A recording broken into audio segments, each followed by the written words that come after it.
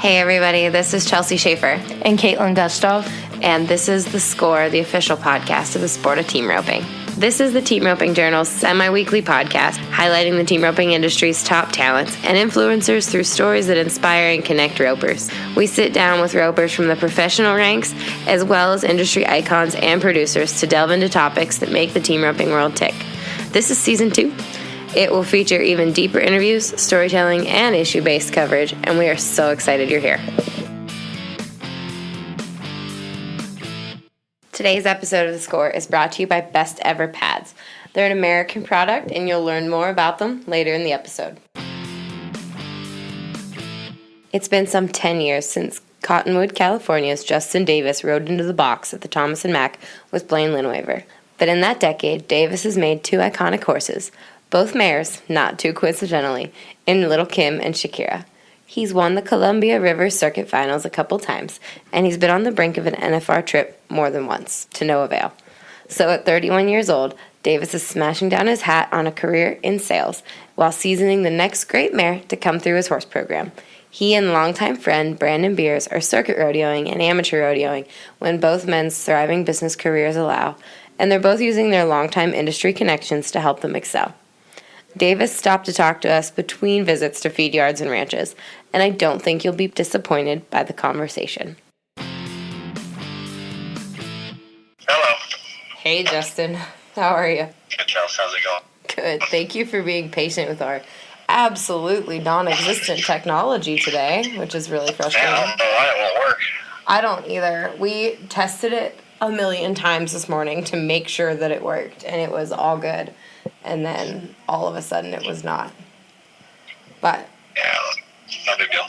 we will make it work this way. This is fine. Just speak clearly. I told Caitlin, if this doesn't work, at least Justin is articulate and doesn't sound like an idiot, because somebody that mumbles terribly or has a really, really thick southern accent, for example, would have been a really big challenge to do this with. But, Can't hear him over the phone. yeah, it would definitely not be clear.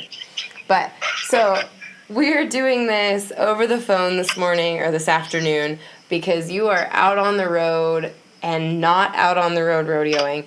Give our audience kind of an idea of what you are up to this year. Well, I have a full-time job now, as we did in our last podcast this spring.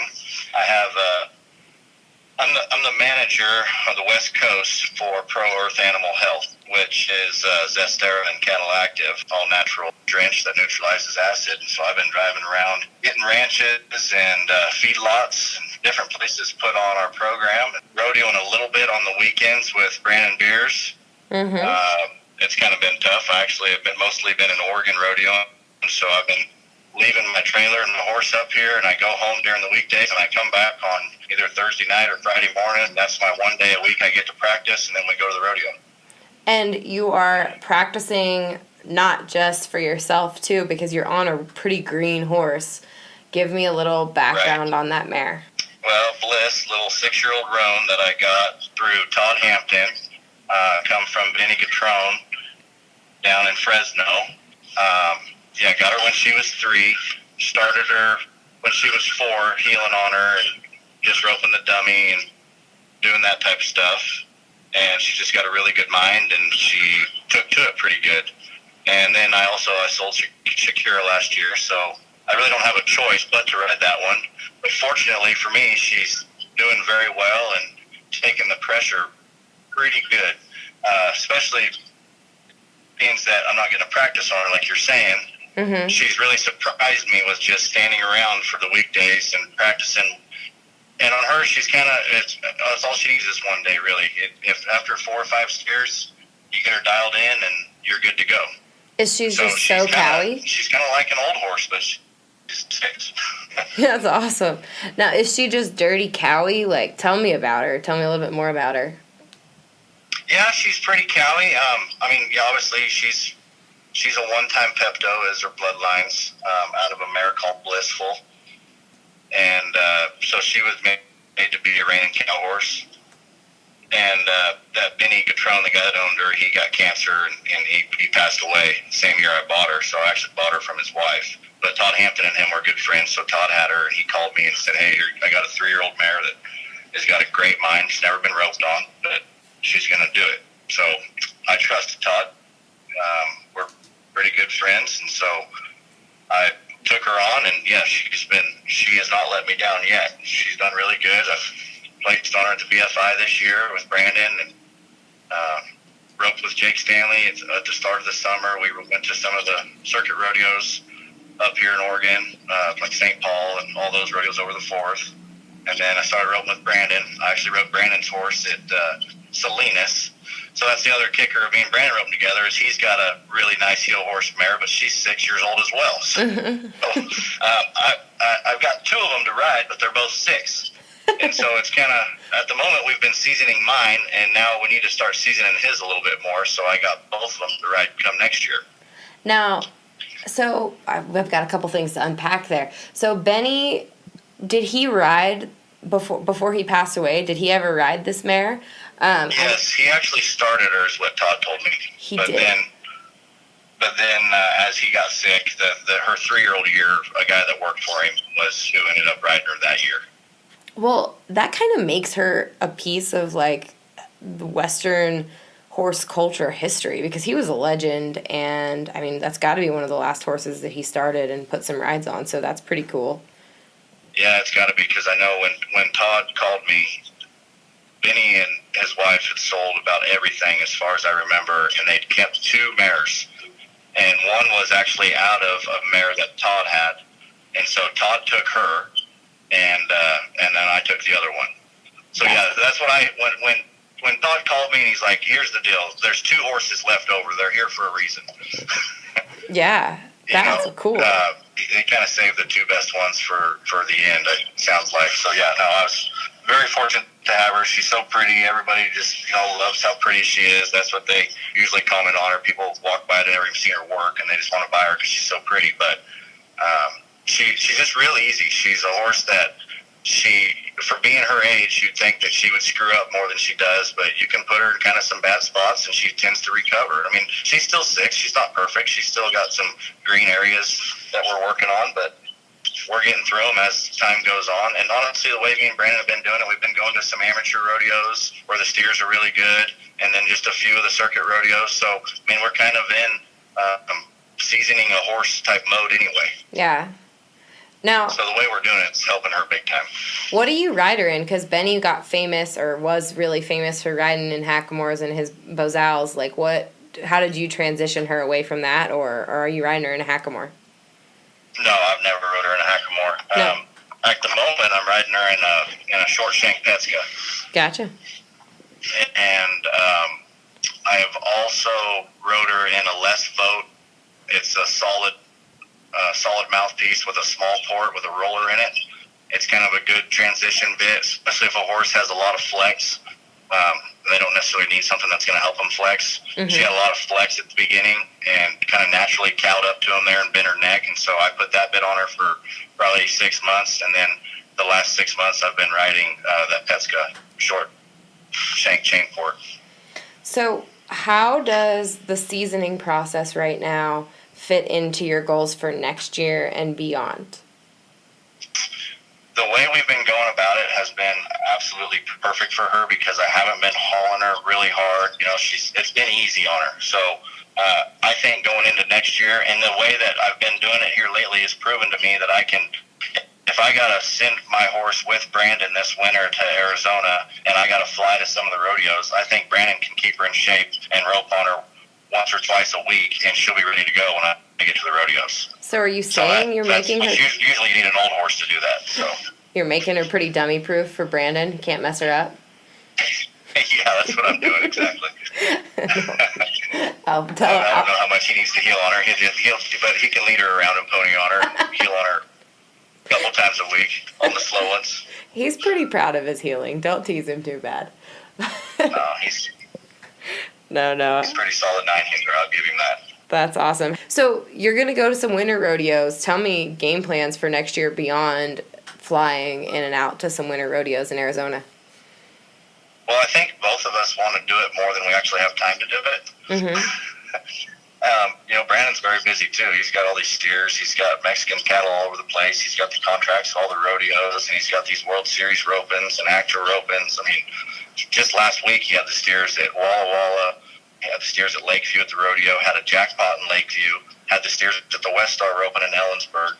I mean, he's very busy himself. Yeah. So, but he's going to go to Arizona regardless in the wintertime. And so what we're thinking is we're not qualified to go to San Antonio or Houston, which kind of stinks, but it is what it is.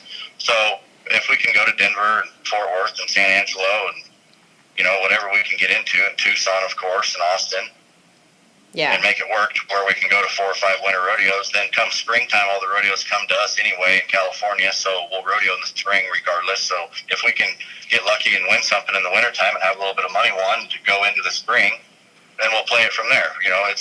We're not going to be the guys that are chasing it with what we got going on, so it's going to have to be something where we have a good winter and a good spring, and if we got money won and we're up there in the top 15, then we'll put our name down the month of July and try it on.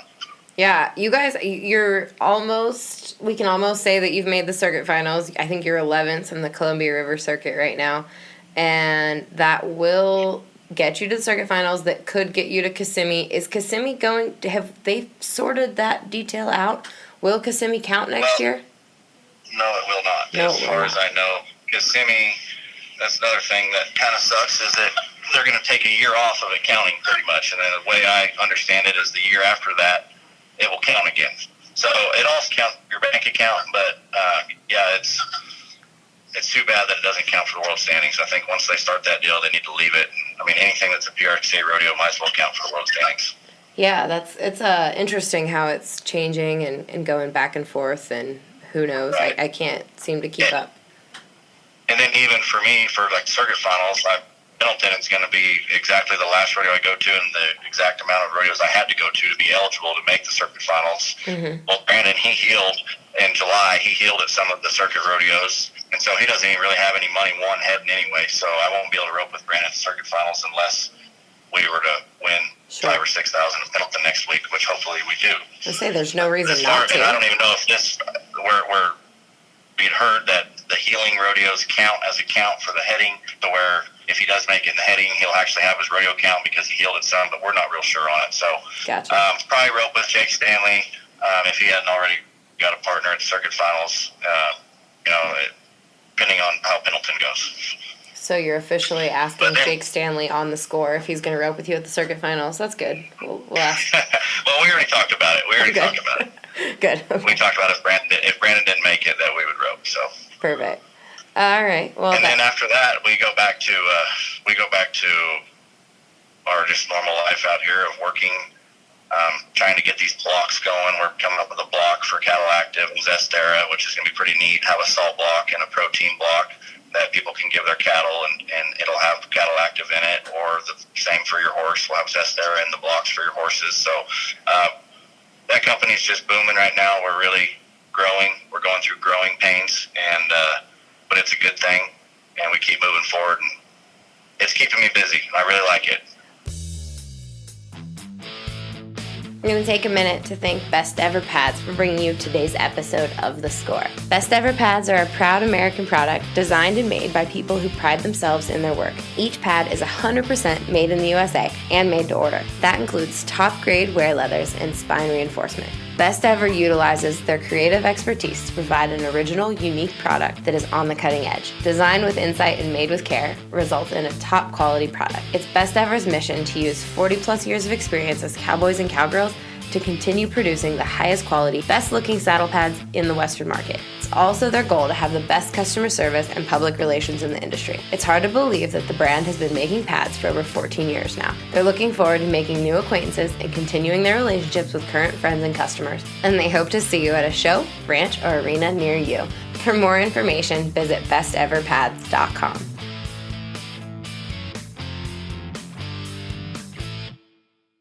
When you were 21, 22, hustling to make the finals as a kid, did you think you would have a day job at this point of your career? Like, did a day job? Actually, I remember being that age and saying I was going to rodeo till I was 30.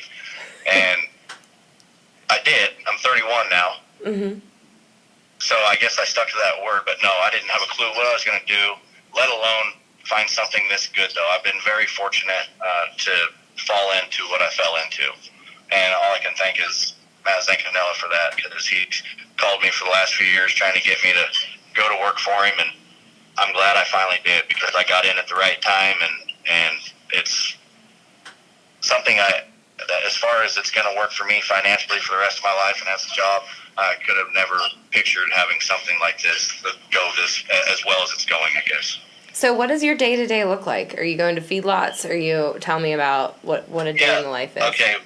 My phone rings like 97,000 times a day, starting at about 6:30 in the morning, because my company is in South Dakota. So when it's 6 o'clock in California, it's 8 o'clock where they're at. Mm-hmm. So it starts off pretty early talking on the phone. I do that as well. I have reps that I manage that are out here in California and Oregon, and so I'm talking to them daily, and then I'm going around and I'm going to different places. Like, for example, tomorrow I'm going to Jordan Valley, Oregon to go do a producers meeting. So there'll be a bunch of different ranchers gather at one place, and we feed them a dinner and we tell them about our program and our product. And then the same with the next 2 days after that, I'll go to Idaho for a couple days, and I got to go visit 8 different feedlots over the course of 2 days. And then I'll transition, and I'm going to go back to a rodeo cowboy next week, and I'm going to rope at Pendleton. The coolest thing about it, though, is every rodeo I go to, everybody has a horse, and they have cattle, and it's the word is starting to spread more about our program. So I get people that pursue me and want to hear about it. So everywhere I go, I'm always working. Yeah. Which is pretty neat. But when I'm at home, I'm basically going around to cow-calf operations and feedlots and talking to them guys. And I got a few feed stores that I have on. You know, we're in over 300 feed stores now. So we went from being in less than 100 a year ago to now we have over 300. Wow.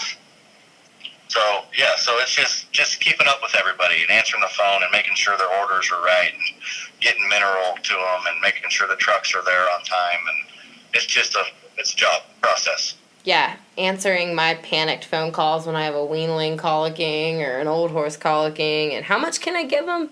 So it seems yeah, exactly. It's been cool. It's been great for us. I love answering them phone calls, because usually they call me back an hour later and they're like, "Thank you so much. You saved my horse," or "You did this, you did that." And so it's great to hear success stories from people. Now, talking back to the horses, where did your background in making cool horses come from? Because I feel like you've had your hands on a lot of really great famous horses. Lil Kim, Shakira. Was Slim Shady your other one's name, or am I just thinking of a rapper? Yeah. Slim Shady. No, yeah. Slim Shady. Okay. Yeah. And now, so how did you grow up, and how did knowing horses and knowing good horse flesh come into your life? Well, I started off, I grew up, my parents are in the rodeo business, so they have 4-star rodeo company. They put on pro rodeos all over the West Coast. And my dad roped calves and rode bulls, which my mother would not let me go to the rough stock end of it, even though it was all in my backyard because we put on rodeos, which I'm glad she didn't. So my grandfather and my uncles, they all rope very well, and my dad does too. My whole family ropes good. So I started off just roping with them. Well, I lived right next door to my grandpa when I was a kid, my mom's dad, Cecil Nickel. And so I always had a pony, and I'd just ride across the pasture, and me and him would rope. Well, like in the summertime, when I didn't go to school, we would rope in the morning, and we'd go eat lunch, and then we'd go play some golf, and then we'd come back and we'd rope again. Sounds pretty rough, but it was pretty good life. And it all started with a pony. I had a pony named Lucky, and Lucky was, to date, the greatest pony I've ever seen. And somebody would probably argue with me, but he was little, like a real pony, and he was the coolest pony in the world. He could run a 20 in the pole bending, because he never had to really turn. He'd just go in a straight line, and then he'd slide 8 feet and you heeled on him. And he was a real heel horse, but he was a pony. I started off on a good horse. Are there videos and photos of you running poles on your pony that could be? Oh, there's got to be some. Yeah, they're going to be so old, that they're on the old school camcorder that you have to put on your shoulder. But gotcha. Yeah, there's got to be some. I'm sure my mom's got some old tapes somewhere of them. I'm going to get your mom's phone number. But anyways, go on. That pony was so good that I rode him until I really couldn't ride him anymore. I rode him until I was almost 13 years old because I never wanted to get off of him. And anyways, I finally graduated from him, and I went through some horses, and we, bought them and traded them around, and kind of went through some growing pains. Well, then I ended up with a couple nice young horses that were from a ranch right there where I grew up, and we bought them as 2-year-olds. And one of them, he was just a good horse. We did every event on him. Me and Brock and Spencer and Russell, we rode him at every amateur rodeo. I heeled on him. We all roped calves on him. Spencer would head on him. We hazed on him. He couldn't run very hard, but we got by on him. And he was just a great horse. But he didn't have the spark that it took to be a pro rodeo horse. Well, then I had his half-brother as well, and I kind of screwed him up at an early age because I took him to the amateur rodeos as a 3-year-old and a 4-year-old, and I was just being a kid. I was 16 years old. And he was a great horse, and if I'd had him in today's world, he was as fast as they came, and he could stop really hard. Well, I got him so short that by the time you took him to a jackpot in a rodeo when I was 20, when the head rope went on, he'd just stop. And so we went to roping calves on him, and actually sold him. Doug Clark sold him for us to Blair Burke, and then Blair Burke sold him for a lot of money to Riley Pruitt. So he was a really nice horse. Well, backing up a step, the sawhorse that we all rode, I traded that horse straight across for Slim Shady when I was 18. And that horse, Slim Shady, was one that made me, because he was so much horse, more horse than I've ever rode to date. And I had to learn to be a better pilot to operate that horse. And once I got him going and whatnot, he was just amazing. I mean, he won Reserve World Champion Heel Horse in 2009 and did it all while being injured and was just tough, and he was an awesome horse, really was. But he got hurt too much because he tried so hard. And he tore 4 deep flexors and suspensories. I mean, he's done everything. And how big was he? He was little, right? He was 14. He was 14.1, but he weighed about 1150. He was just a tank, and he was lightning fast. He was one of the few horses you could like haze a steer on at Salinas,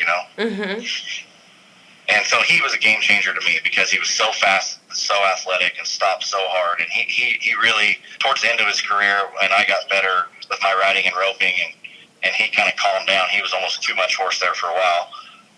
He would literally heal the feet for you, is how I put it into terms. He would always have you in the right spot and make the corner perfect, and it was just like throw.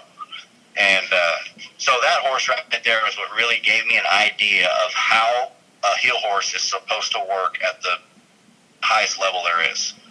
And learning the things I had to do to make him, he kind of wanted to do it on his own sometimes, and at first he'd drop his shoulder and things like that. And I had to really make him work correct. And so then I got Lil Kim after him, or while I had him, and she was my backup the whole time that I had Slim Shady. Well, the reason Lil Kim got famous and whatnot, got rode more, is because Slim Shady was always hurt. And so if he wasn't hurt, he was better than her. But she was as good of a backup as you could ask for. And so little Kim, on the other hand, she was kind of a freak of nature. She kind of did it herself. And I just started her off with the basics, but that horse, she naturally she was bent, lifted in the shoulder, and always kept her nose tipped in, and she was always in the right spot at the right time. She wasn't the fastest horse in the world, but you would always get to where you needed to be. And then Shakira, kind of the same thing, actually. She come from a good friend of mine, one of my best friends, J.C. Neeson, and, he showed her, like, ran in cow horse stuff and heeled on her, and so she was already a heel horse, and all I had to do when I got her was just make her fit me and kind of take her to the next level, and that just required runs and just roping the smarty and just doing things the right way. And you've... Go ahead. Go ahead. I was going to say, you've had to make some tough decisions to sell these good horses, though. I guess not Slim Shady, right? You still have him, or is he's still around? No, yeah, I still got Slim. He's 20, and he's sound, and he's turned out, and I want to ride him so bad I can't take it, but I know as soon as I do, I'm going to hurt him again. So he doesn't owe me anything, so he's turned out. But you have sold Lil Kim, you've sold Shakira. Now, you sold Shakira just within the last year, and you're wanting to go rodeo again. Do you question that decision? Do you miss her? Yes, I do, and no, I don't at the same time, because she's 14 years old, she's little, and I don't know, her value wasn't going to increase if I kept her much longer, and I knew I wasn't going to rodeo this year, so it would have been financially dumb of me not to sell her at the time. Do I wish I had her right now? Yes. There's a lot of times I go to some of these rodeos where I just need an old campaigner heel horse. So it is what it is. I got 2 6-year-olds now, counting mine and Brandon's. So there'll be 7 next year when we show up, but they're going to be advanced, very advanced for 7-year-olds. Absolutely. So it's just kind of, it is what it is. And I've looked. It's just, you know how it is. It's hard. I mean, everybody's looking for the next heel horse. I'm not against paying some money to have one that's 10 years old or 11 years old. I can just load in the trailer and count on it to operate every time. But I'm starting to get that way with my little roan. I mean, she's a little bit green still, but I think by next year will be good enough. Now, are you a huge fan, like all in on the Rain Cow Horse rejects, or what's your preference? Yes, I am. My thought process on a cutting horse versus a Rain and Cow horse is a cutter never learns to run, and they use their front end a little bit more than a Rain and Cow horse. Where a Rain and Cow horse, they learn to take cattle down the wall, and they have to open up and run, and then have to use their butt and turn the cow back. So it's kind of similar to heeling to me, is they got to get around the cow, they've got to slide around the corner and turn in. And like Slim Shady, that was why he was always so strong, is going down the arena, you get caught pulling on him. Well, he wanted to get to their head. If you would let him get up there, he would stop. He would just idle right there. But just from being a Rain and Cow horse, that was where he naturally wanted to go, which worked out pretty neat because I could be late, and he was so fast, and he wanted to get there, so I could be late and just let the reins go to him, and away he'd go, and he'd get around there. Yeah. So for me, that's where I'm always shopping. All of those horses that we've talked about, every one of mine has all been a Rain and Cow horse. Yeah. Lil Kim, on the other hand, they did cut on her some, but she was kind of an exception for it, but she did both. But as far as me, when I go shopping, that's what I shop for, is Rain and Cow horses, because they already know how to run, they already know how to slide, stop, and turn. Yeah. So you kind of already have a corner established there a little bit. You just got to back them off as far as like, no, we're not going to get this close. We're not going to run past him. We're going to stay here. But for me, I had a lot better luck with Rain and Cow horses. Gotcha. Absolutely. Now, have you been watching the World Standings? This is going to come out on Thursday, early in September. Have you been watching it at all? Who's your pick on the bubble right now? Well, just a little bit. I kind of looked at it last week because I was up there in Ellensburg. To be honest with you, I hadn't looked at it really at all, other than a couple of my friends, seeing where they're at here and there. But I know that Tate Kirschenschlager did a great job last week at Ellensburg. I think he was 16th before that, and he come in there and won it. Yeah. I think he secured a spot, which is great. Tate's an awesome guy. I'm very happy for him. And as far as the other guys, man, I don't know. I don't want to say any names. I mean, obviously, I'm rooting for Spencer. I hope he can pull it off. He's got some work to do, but I hope he can do it. Yeah. He's 18th right now with 58,000 as of Wednesday, September 4th. He is 18th. Yeah. So, oh man, it's So he needs to win because 18th is the same as 50th. Yes, yes it is. But 58,000 is, I mean, a Pendleton win could do great things. So it's hard to say. You never know until it's over, and Pendleton decides a lot of it. It's kind of the tour finale nowadays. We don't have Omaha's big money at the end. Yeah, man, Omaha, those were the days. Things are different now, for those sure. Those were the days. And I wish that the PRC, I hope the PRC is listening. We need Puyallup and Omaha back the way it used to be. You could go to Omaha the end of September and win 30,000. That was pretty neat. Yeah, Omaha, to me, and I don't have a strong opinion as far as the PRCA administrative, the way I just remember Omaha was like the crown jewel, the exclamation point at the end of the season. Like, it was like the playoffs or the AFC championship game, or, it was. It was. Yeah, it was. When I made the NFR, Blaine Linaweaver, who I roped with at the NFR, and we go to Omaha, and it was kind of the last rodeo. Well, I had the finals made pretty much from the guys that were entered there. Nobody could really pass me. And so Linaweaver, he tells me he's like 15,000 out of making the finals, or 12,000, whatever it was. And before the rodeo even starts, he's like, "Hey, you want to rope at the NFR?" And I kind of looked at him funny, and I was like, "Well, you got to make it first." Well, you know how Blaine is. He's got what you got to have. He's got confidence. And he had Rich Skelton Hill for him over there, and he's like, "Oh, I'm going to make it." Well, surely he wins 25 grand, wins Omaha, and makes it. Yeah. Well, so that was where Omaha was pretty neat. Absolutely. Even just doing my job, now the last week of the season, I have to pay attention to like 50 rodeos. Not 50, but like sure enough 10. And worry about who's doing what and where everybody's rodeo count is. It used to be nice because we would just go to Omaha and watch it in person, kind of all unfold and know what was getting done. And it was great. And there was always a really cool story out of Omaha, somebody that did their job and executed. So, yeah, it was different days. No, I kind of miss it. It'd be cool if we could get it back to being a tour finale again. Yeah, it was a lot of fun. Well, that's what I'm hoping for. And my goal for me and Brandon next year would be to, like everybody else, go to 40 rodeos to make the NFR, which is virtually impossible. But you never know. Kyle Lockett. I was gonna say, yeah, Kyle Lockett definitely showed everybody how you can do it. Did you guys go to any American qualifiers? Or are you? No, we haven't done anything as far as that goes yet. No. Gotcha. We need to. We're going to need to go to some this fall. Yeah, absolutely. Somehow. Because they're going to give somebody a lot of money like they did Coleman and Ryan. Might as well be you. I know they are. Yeah, might as well be. They're going to have to give it to someone. Yep. Might as well and be. if you can get in on the qualifying part of it, you can get it all, like Ryan and Coleman. Absolutely.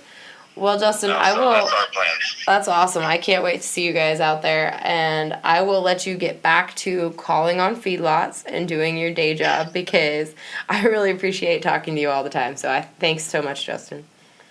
Anytime, Chelsea. All right. Have a good trip. Bye. Okay. Thank you. Bye. Well, thank you to Justin for visiting with us, for taking the time today.